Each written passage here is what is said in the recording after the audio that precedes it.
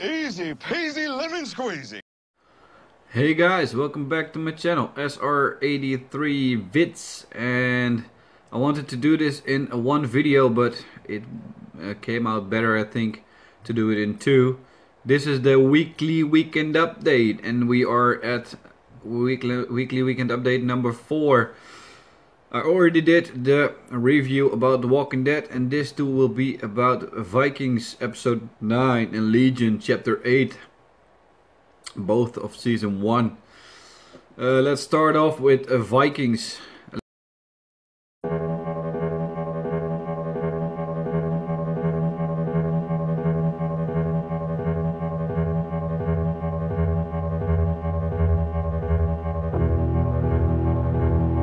Let's just say that Vikings in general is just a fucking great show. It keeps getting better and better each episode. And of course there are some slower moments in it, especially in the last two episodes. Yeah, last two episodes. But the other ones were straight up action and war strategy and stuff like that. And I just like that. I've said it a couple times in the reactions. I just like war strategies and middle-aged wars and shit like that. So Vikings would fit in real good. Let's talk about this episode. There was a lot of tension in this episode, if you ask me. The part where they had to go to Jarl Borg, what a fucking name is that, by the way, as the emissary of the king to reclaim the land of the king, or at least he says it's his land. I'm not sure which land it is, but we're probably gonna find out in the next couple episodes of season 2. Jarl Borg wasn't convinced and he said it was his land and he could lease it from him after they had a couple of discussions. But that actually went sideways. Floki also had to go back to the king to ask if he wanted to do that, and the king just said to Floki that Ragnar would find a way. And he did, but it will probably mean war. That fucking Rolo though, he fucks it up every time he comes in an episode. I just hate that fucking guy. He is probably gonna team up with Jarl Borg to fight against Ragnar and the king. I don't know what the fuck is wrong with that guy, but I don't like it. He's fucking jealous. I think he has to be gracious and thankful that he is the brother of the Earl, and even though he is not equal, he can enjoy the fruits of his brother, and he should. I think he should appreciate it more than he does right now, but he probably will, or he will die. I've heard somewhere or read somewhere that he will probably die. I don't know when or where. So I don't know what's gonna happen, but he fucks it up every time he comes on the screen. That guy. Of course, Ragnar encountered the princess, royal blood, and Ragnar wouldn't be Ragnar if he wouldn't have sex with her, and he did, and he's getting a fucking bastard child. And his son don't like that. They didn't like that he was having sex with the princess, but I think he's still too young to understand. I'm not a big fan of the rules of the Vikings. At least if I would have lived in it. I mean, come on, rape, having another guy sleep with your wife. As the king or earl, you can have as many wives as possible. Of course, it sounds like a dream, but you have to think about the woman. But this is what I say now. Maybe if it wasn't that world, I would think different too. But Bjorn is too young still, and he doesn't understand how it works. He spoke up to his dad, and that was pretty bold, if you ask me, because he could have get a slap in his face, but he didn't. And he actually listened to him, but it was already too late because she's already pregnant of Ragnar, so there will be a bastard child, and I'm not pretty sure Lagertha is gonna find that. To stay with Lagertha, fucking Gira died. But first, Siggy, that fucking bitch took the fucking plague probably from the she went to a brother or a nephew or whatever. And she took that sickness to the camp, and her daughter died. I'm not a big fan of Siggy and her daughter, so I didn't care much. But then Gira died, and that sucked very much. As you can see in my reaction, I think every time something happens and it involves children, it's just emotional, because maybe I have a child of my own, and I don't see her that much, but that's another story. But maybe because of that, I just have a stronger feeling when children are involved. But so they lost a daughter, Ragnar and Lagertha, so they only have a son now. And he's gonna get a bastard son from the princess. So I'm not really sure how that will follow up, but knowing Lagertha, she won't be happy. So that will be some intriguing shit when we start season 2. In all, like I said before, the Vikings, such a very good season. Actually, I liked all episodes of this season. Especially I liked the episode Sacrifice. I think it was the episode before this one. I think it was, where I fucking forget still his name. He slightly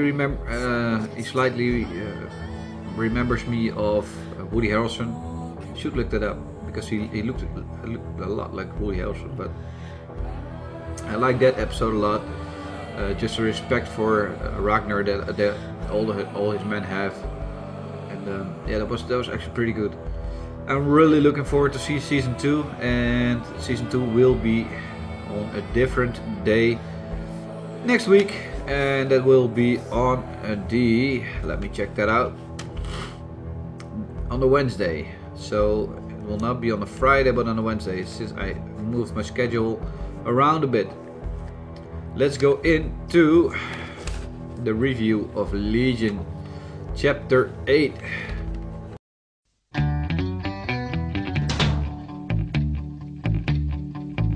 Happy Jack wasn't old, but he was a man. He lived in the sand at the island. Legion. I was not a pretty big fan of the mutant shows or Marvel shows, how you want to call it. But this show really surprised me. It really surprised me a lot. I went in it with a clean perspective, and I didn't know it. I didn't know the comics, and I didn't read about it. I saw some posters on the billboards outside, and my first initial thought was, I'm not gonna watch it. It's probably too strange or superhero type-ish, and I wouldn't like it anyway. So, but then the itches came up, and I needed a new show to watch, and I thought, why not? Just watch a show. So I went in, and the first episode was fucking trippy and chaotic, and I was, what the fuck? What is this kind of show? I thought it would be a mutant show like the X-Men with the Wolverine and stuff like that, but it's totally different, But once you get past the first 3 or 4 episodes, where it's still kind of trippy, but they're explaining a lot, after that it will be revealed what, how, and when, and you will understand more of it. So if you watch this review because of Legion, I think you should watch it, and you're not pretty sure what you're gonna do with the show. I think you should watch it till the end, and then after that, just think what you think of it, because it will change your opinion, at least in my point. So let's get into this episode, because I don't want to speak a lot of it in general, because I don't want to spoil it for you guys. But if you watch this review, you will get spoiled anyway. So the camera work in this episode or just chapter, and even in the whole show, is just fucking great. Editing is beyond, if you ask me.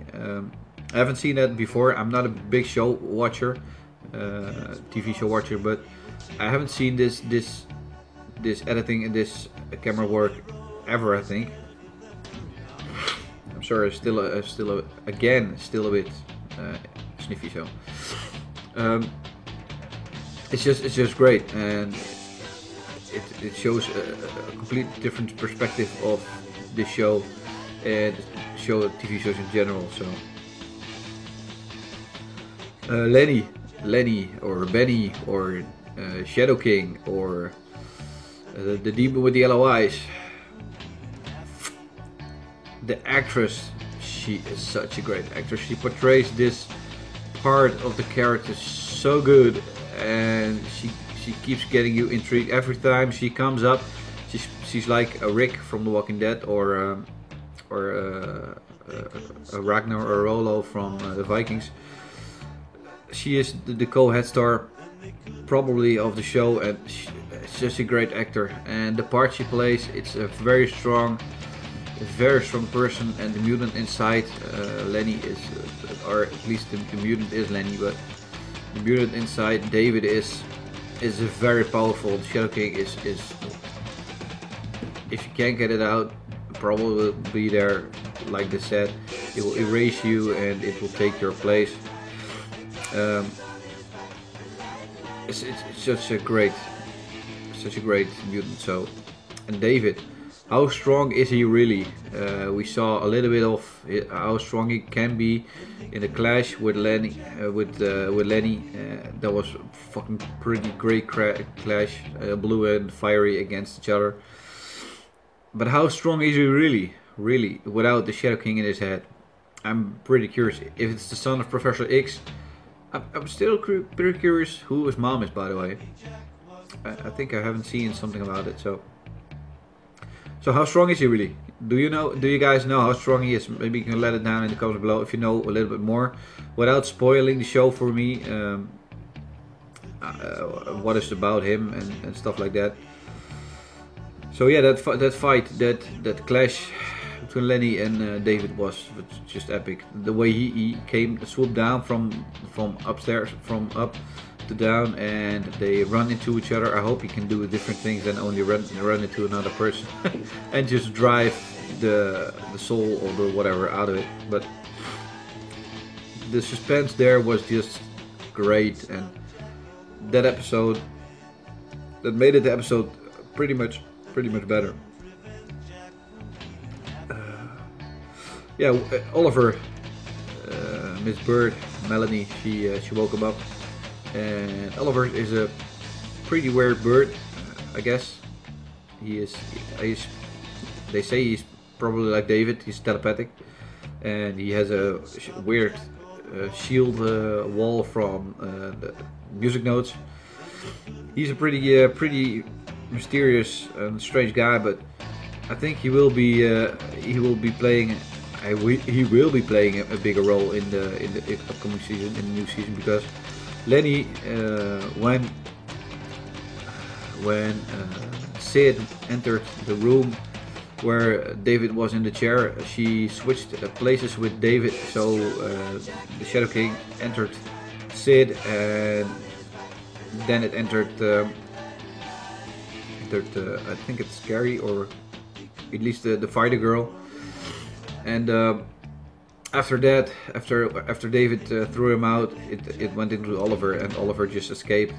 And they went south, something warm, she said, and she integrated well into Oliver because she was looking better again. And I don't think Oliver. Maybe Oliver has a plan. Maybe he's smarter than we think. So. The camera work at the end, by the way, when they drive off and you see Oliver drive and you don't see Lenny in the passenger seat, and when the camera tilts to the right, you see the arm coming out of Lenny from the passenger's side. You still don't see Lenny in the passenger seat sitting, but when the camera tilts to the right, you can see Lenny sitting in the chair of the passenger seat. That's just fucking great camera work, if you ask me. Maybe it's not even that difficult to put it there, but I just found it fucking insane. And when they drive off into the deepness, how you call it, whatever, I don't give a fuck, into the mountains, the camera goes out of the back window. It just blew my mind. I said it in a reaction. That was fucking great, and probably it isn't even that difficult to do for a camera editor or something like that from a show, but I just found it fucking great. So that's really interested how that is gonna portray in season 2. We have a break of the both seasons. Of course not Vikings, because there's 5 seasons of it right now, but The Walking Dead is on a break, and it will come back in October, so no more episodes of The Walking Dead reactions. But Fear the Walking Dead will be coming back in June, and that's June 4th to be exact. So there will be reactions for Fear the Walking Dead, and I'm pretty curious when Legion is coming back, but probably it will take some months. So that was the review for both Vikings episode 9 and All Change, and Legion chapter 8 of both of season 1. I hope you like this review. I hope you could get something out of it, because of what gibberish and babbling about and whatever. I hope you like this review, and if you like this review, please like this video, please share this video on Twitter, Facebook, or Instagram, or what social media then ever, it doesn't matter. Share it with your friends, with your family, and subscribe to my channel. I'm almost at 1,000. I'm not gonna ask you to subscribe because to get to 1,000, because I will get there anyway. Oh, that sounded cocky, right? Fuck it. But no, I'm not gonna ask you guys anymore to subscribe, because I'm almost at my first goal, and it will be fucking great to get there. But I'm not gonna beg anymore for subscribers. So, but if you want to subscribe because you like my content and you want to see this more on a regular basis, then you must subscribe. And if you subscribe, please click the little bell button next subscribe button, and you will be automatic updated when there is new content coming out, and you will be the first one to check it out. That's cool, right? Be the first one to check out my content. I'm getting pretty fucking cocky. I need to drop the cockiness, but yeah, thank you for watching, and see you for the next reaction video. That is probably, let's check it out, that will be Lucifer on the Monday. So I will see you back Monday for a Lucifer reaction.